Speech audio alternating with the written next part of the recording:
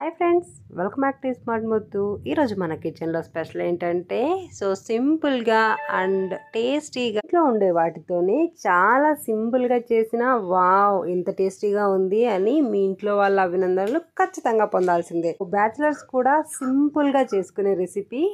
కొత్తగా చేసే వాళ్ళు, ఫస్ట్ టైం చేస్తున్న వాళ్ళకు కూడా ఈ పద్ధతిలో ట్రై చేశారంటే నిజంగా టేస్ట్ అయితే చాలా చాలా బాగుంటుందండి. ఇంకెందుకు ఆలస్యం చేయకుండా రెసిపీలోకి వెళ్ళిపోదాం. Let's start. నేను ముందుగా అయితే 1/2 kg క్యారెట్ తీసుకుంటున్నానండి. ఈ క్యారెట్ ని ముందుగా బాగా శుభ్రం చేసుకొని వాటర్ తో, తర్వాత పీల్ తీసుకోవాలండి. పీల్ తీసుకున్న తర్వాత కూడా వాటర్ తో 1 లేదా 2 సార్లు బాగా శుభ్రం చేసుకోవాలి. ఇక్కడ వీడియో క్లిప్ లో చూపిస్తున్న విధంగా మన దగ్గర ఉన్న మొత్తం క్యారెట్ ఇలా తురుముకొని పక్కన పెట్టేసుకుందామండి. ఇప్పుడైతే గ్యాస్ మీద ఒక ఫ్రై ప్యాన్ ని పెట్టుకోండి. పాతకు కావాల్సిన ఆయిల్ అయితే వేసుకుందామండి. ఒక 6 to 7 table spoon of oil వేసుకోండి. ఆయిల్ కొద్దిగా వేడైన తర్వాత 1 టేబుల్ స్పూన్ ఆఫ్ ఆవాలు వేసుకోండి.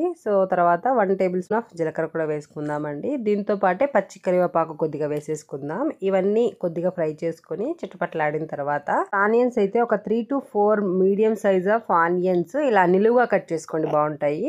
నిలువుగా కట్ చేసుకుని ఇందులో వేసేసేయండి. దీంతో పాటే పచ్చిమిర్చి కూడా ఒక 5 to 6 పచ్చిమిర్చి ఇలా వీడియో క్లిప్ లో చూపిస్తున్న విధంగా నిలువుగా కట్ చేసుకోండి, బాగుంటాయి. ఆనియన్స్ తో పాటే వేసామనుకోండి, అవి కూడా చక్కగా ఫ్రై అయిపోతాయి అన్నమాట. దీంతో పాటే 2 టేబుల్ స్పూన్ ఆఫ్ ఉద్దిపప్పు, 1 టేబుల్ స్పూన్ ఆఫ్ పచ్చిశనగపప్పు కూడా వేసుకోండి. చక్కగా ఫ్రై అయిపోతాయి అన్నమాట.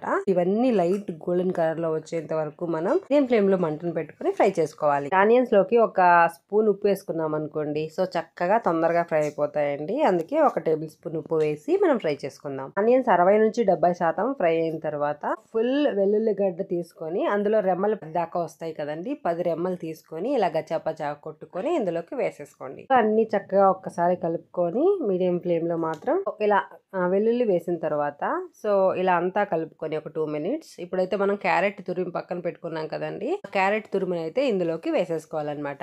మన ఆనియన్స్ లైట్ గోల్డెన్ కలర్ లో చేంజ్ అయ్యేంత వరకు వెయిట్ చేయాల్సిన అవసరం లేదండి. 80% ఫ్రై అయిన తర్వాత తో పాటే మన ఆనియన్స్ కూడా చక్కగా ఫ్రై అయిపోతాయి. ఎలాగో అది ఫ్రై అయ్యే లోపు క్యారెట్ వేసేసుకున్నాం కదండి, ఒక 1/2 టేబుల్ స్పూన్ పసుపు వేసుకోవాలి, 1 టేబుల్ స్పూన్ ఆఫ్ కారం వేసుకోవాలి. మీరు కారం ఎక్కువ తింటారు అనుకుంటే 1.5 టేబుల్ స్పూన్ 2 టేబుల్ స్పూన్ కూడా వేసుకోవచ్చండి. ఇవన్నీ వేసిన తర్వాత ఉప్పు ఆల్రెడీ వేసేసాం కాబట్టి చక్కగా ఒక్కసారి రెండు కలిసేలాగైతే మనం క్యారెట్ ఫ్రై ని ఫ్రై చేసుకుందాం. క్యారెట్ అయితే తొందరగా ఫ్రై అయిపోతుందండి. మీడియం ఫ్లేమ్ లో ఒక 5 to 10 minutes దాకా ఫ్రై చేసుకున్నాం అనుకోండి, చక్కగా క్యారెట్ కూడా ఉడికిపోతుంది అనమాట. ఒక 10 minutes దాకా మీడియం ఫ్లేమ్ లో ఫ్రై చేసుకున్న తర్వాత లాస్ట్ టచ్ అప్ కొత్తిమీర.